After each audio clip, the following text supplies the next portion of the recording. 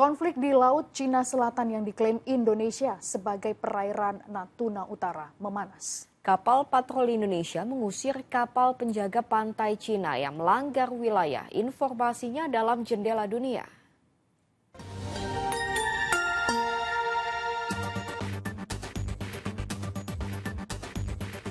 Kapal patroli Indonesia berhasil mengusir sebuah kapal penjaga pantai Tiongkok dari dekat kapal survei di area yang diperebutkan di Laut Cina Selatan hari Kamis.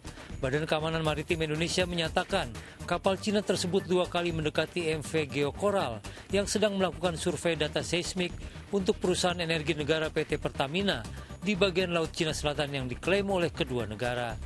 Klaim garis 9 das Tiongkok yang digunakan untuk menandai hampir seluruh Laut Cina Selatan tumpang tindih dengan zona ekonomi eksklusif Indonesia yang membentang dari Kepulauan Natuna. Putusan arbitrase internasional tahun 2016 yang melibatkan Filipina membatalkan sebagian besar klaim luas Tiongkok. Namun Tiongkok mengabaikannya. Kapal-kapal Tiongkok secara teratur memasuki area yang disebut Indonesia sebagai Laut Natuna Utara.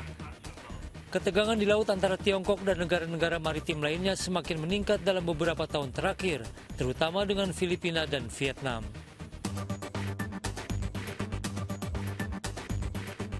Banjir dan tanah longsor yang melanda wilayah timur laut Filipina akibat badai tropis pada hari Kamis mengakibatkan sedikitnya 24 orang tewas.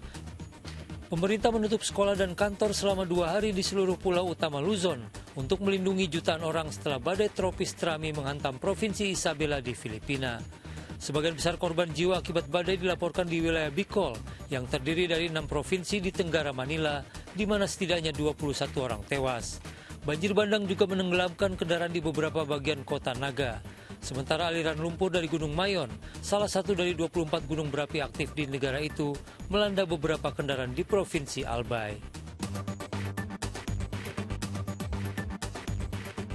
Otoritas India telah menutup sekolah, mengevakuasi ratusan ribu orang, dan membatalkan perjalanan kereta di beberapa bagian negara menjelang badai tropis yang sedang berkembang di Teluk Benggala. Badai tropis Dana diperkirakan akan semakin kuat, membawa angin dengan kecepatan 100 hingga 120 km per jam saat mendekati garis pantai timur India. Tahun lalu tercatat sebagai musim siklon terburuk India dalam beberapa tahun terakhir yang menewaskan 523 orang.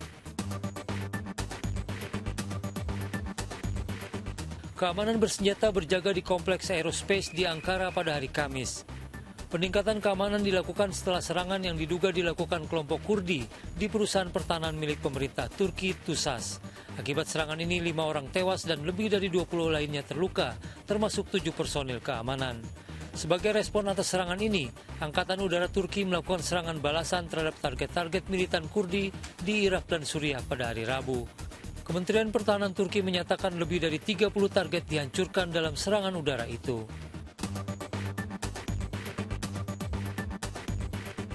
Sebuah selebaran dari balon sampah Korea Utara yang jatuh di kompleks kepresidenan Korea Selatan ditemukan beberapa saat sebelum upacara penyambutan Presiden Polandia Andrzej Duda Kamis pagi. Meskipun pejabat istana kepresidenan telah menemukan balon tersebut dan membersihkannya, selebaran sisa masih terlihat berterbangan di sekitar lokasi upacara penyambutan. Sejak akhir Mei, Korea Utara telah mengirim ribuan balon yang membawa kantong sampah seperti plastik dan limbah kertas ke Korea Selatan sebagai bagian dari kampanye psikologis bergaya perang dingin yang dilanjutkan.